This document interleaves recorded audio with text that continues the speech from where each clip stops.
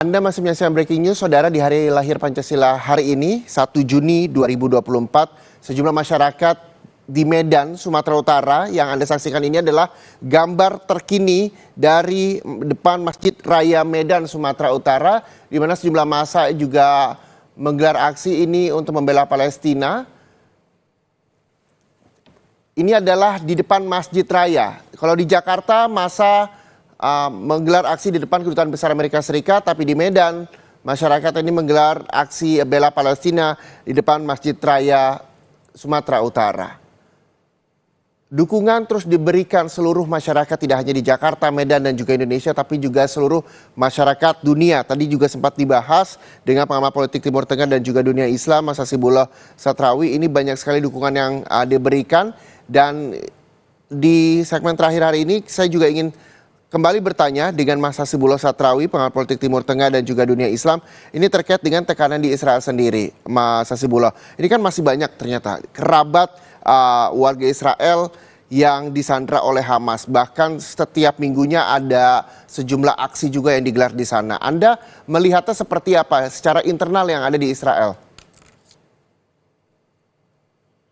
Sudah pasti bahwa yang sekarang terjadi dilakukan oleh Netanyahu itu juga hal-hal yang masih perdebatan.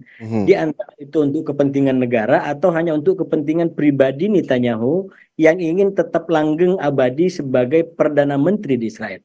Jadi itu yang menjadi persoalan serius. Kenapa orang-orang Israel hari ini juga berdemo dan juga kritis terhadap Netanyahu ini. Karena sebagian pihak ini menganggap bahwa perang yang dilakukan ini adalah hanya misi kepentingan pribadinya, yaitu untuk dikenang sebagai pahlawan, bahwa dia menyelamatkan Israel, membuat Israel kuat, walaupun kenyataannya justru terbaliknya. Ini Israel semakin dikucilkan, semakin dikecam, semakin ditinggalkan, bukan hanya oleh negara-negara yang selama ini memang anti terhadap Israel, tapi juga negara-negara yang dulunya mendukung Israel tapi kemudian pelan-pelan menguatkan dukungannya kepada Palestina.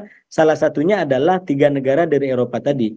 Nah, oleh karena itu Mas Reza, saya melihat ini kaitannya dengan tadi yang disampaikan oleh narasumber di lapangan, bahwa memang ini bukan soal agama, ini bukan soal ras, ini bukan soal kelompok, ini sudah persoalan kemanusiaan. Ya. Karena yang terjadi hari ini di Palestina adalah luka kemanusiaan, pelanggaran terhadap berbagai macam nilai.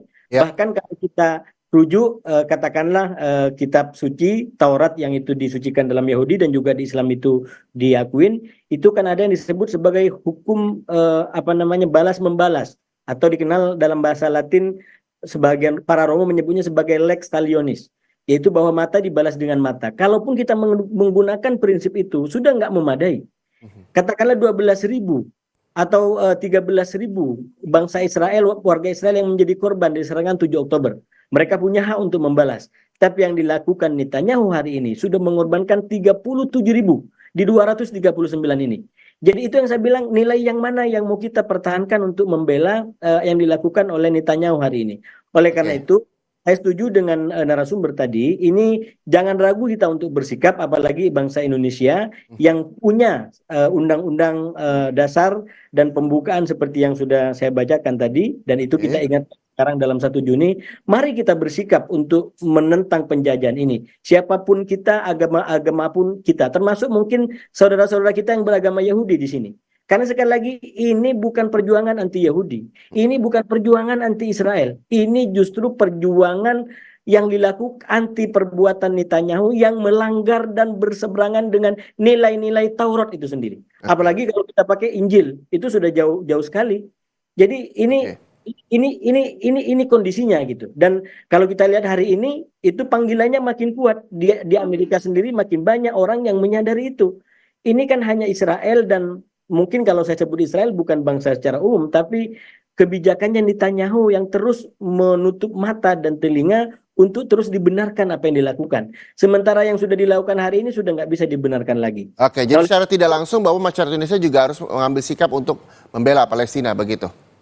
Saya menganggap dengan pendekatan dan sikap kebangsaan tadi bahwa cara mendekatinya adalah dengan panggilan kebangsaan, perspektif kebangsaan, bukan perspektif golongan.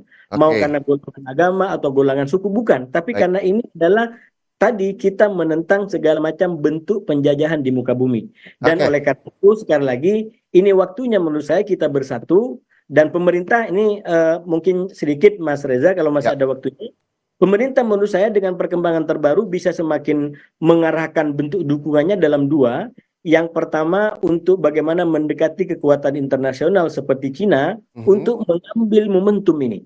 Oke, yang Ini kedua, harus diyakinkan untuk bisa lebih efektif mengambil langkah-langkah strategis ini. Dan yang kedua, secara internal Indonesia bisa mengambil peran untuk merekatkan faksi-faksi di internal Palestina yang sampai hari ini masih masalah.